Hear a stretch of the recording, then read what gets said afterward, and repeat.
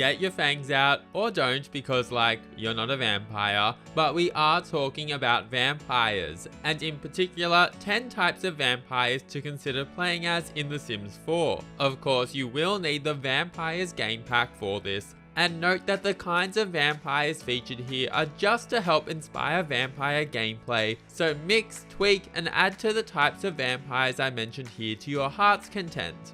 Let's kick things off with the Sporting Star Vampire, and for this we will be putting some of those powers to good use. Of course, picking up a few ranks of vampiric strength is a must, which you can kind of think of being like the fitness skill, allowing you to win fights or spars more often, and allowing you to train the fitness skill much easier. And yes, as an athlete we do love that fitness skill.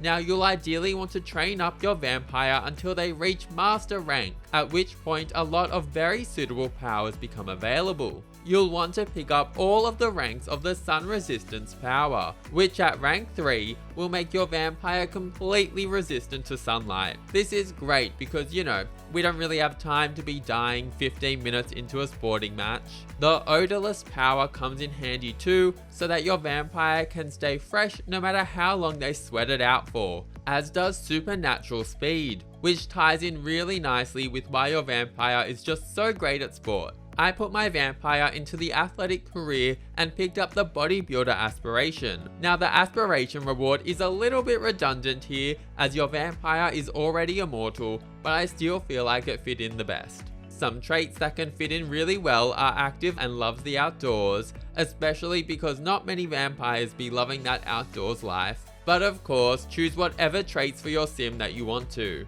It can also be handy to pick up the Gym Rat Satisfaction Point reward trait. It only costs 500 points and it will stop your sim losing hygiene when working out, but more importantly, it will also make working out raise their fun need. Next up is what you probably expected to be here, being an all-powerful Master Vampire. This kind of vampire can be good, neutral, or evil, and the Master Vampire aspiration ties in very nicely with this. As an incredibly capable vampire that's stronger than all the rest, I like to keep training my vampire up beyond their master rank to keep unlocking more and more powers, with the goal of unlocking every power that you think your vampire could benefit from. Training up to a Grandmaster Vampire allows access to some pretty strong vampire powers too, such as rank 3 of Influence Emotions, which can be used to kill other sims by giving them strong angry or embarrassed moodlets. This brings us to the third type of vampire to play as, being a truly evil one. We love a solid backstory for this, and personally, my evil vampire came into her riches by kidnapping an established artist and putting them to work slaving away in a basement. It's really just the Sims way.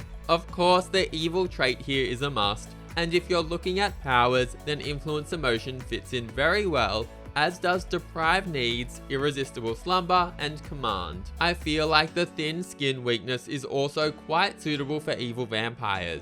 They're so bad the sunlight kills them. Though if you go down this path, then I wouldn't take all 3 ranks of this weakness, as it'll mean your vampire will die incredibly fast if they're exposed to sunlight.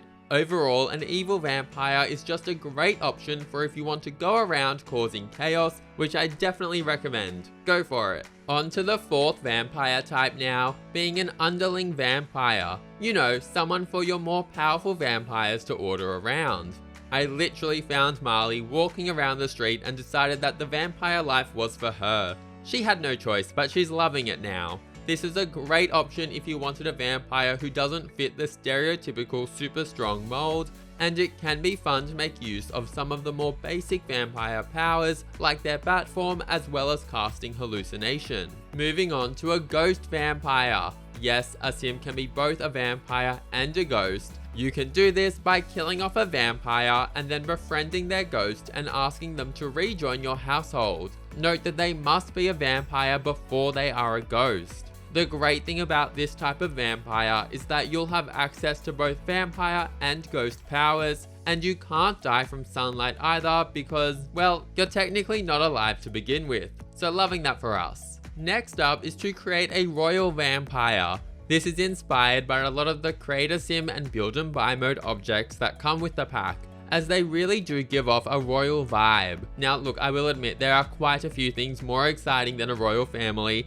and a royal vampire family is definitely one of them. Also, if you're creating a family, then it gives a lot of room for different vampire personalities, and members of your royal family can very easily take inspiration from some of the other kinds of vampires in this video. That being said, pay particular attention to the vampire family aspiration, which can tie in quite well with this, though I will caveat that the aspiration does encourage you to turn other Sims into vampires rather than just have children. Training up family members or having family members gather to listen to a pipe organ performance can be a great way to socialize, and of course your royal family could skew to be inherently good or evil. The 7th type of vampire is a little bit niche, and it's a store owner vampire, a collector of sorts. Note that you will need the Get to Work expansion pack to run a store in The Sims 4. Yes, this is a little bit random, but there's something about a vampire running a creepy trinket store that really appeals to me. There's quite a few build and buy objects that you can sell.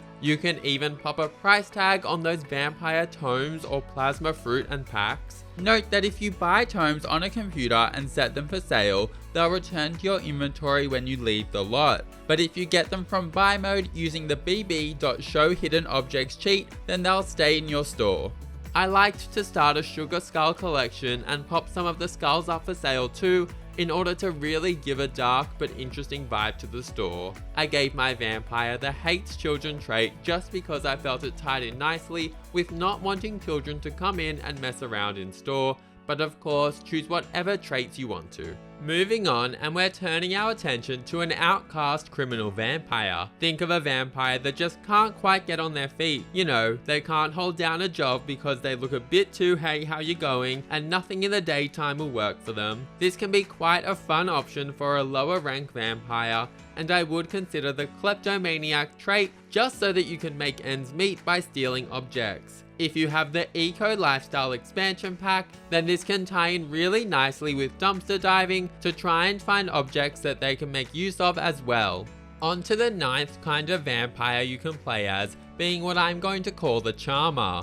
This vampire is the ultimate flirt, and the vampiric charm power ties in very nicely. Ideally, pick up all 3 ranks before activating your alluring visage. When this is activated, it will give your sim a happy moodlet for a few hours and captivate nearby sims, boosting your romantic interactions on them. This can tie in really well with the serial romantic aspiration, and if you want to take the flirty vibe all the way, then consider both the beguiling and the great kisser satisfaction point reward traits, which will help make nearby sims flirty and increase the success rate of kissing respectively. Great Kisser will also allow sims to train up their charisma skill by kissing, so that's great fun too. Now it's time for the final kind of vampire to play as, being a good or undercover vampire. The thought behind this is that the vampire wants to seamlessly blend in with society and never wants to drink from other sims outside of a small circle that are in on the secret, and who trust and voluntarily let them drink from them. Picking up the Tamed Thirst power, which is sadly only available at a Grandmaster rank, is a must, and it will mean that your vampire never goes into a frenzy and drinks from a sim if their thirst drops too low. I'd also pick up all 3 ranks of the Sunlight Resistance power so that the daylight is no obstacle, as well as the Garlic Immunity power, because we don't have time for worrying about garlic when visiting friends for dinner. That's right, with this there's no need for an elaborate cover story about why we're absolutely not eating the garlic dish that was served up. When it comes to aspirations, this also ties in nicely with the good vampire aspiration, in which completing will provide the regained humanity trait, increasing the likelihood that sims will let you drink from them. Yes, it's all about that ethical vampire life. And with that, we've reached the end. That's 10 types of vampires to consider playing as in The Sims 4.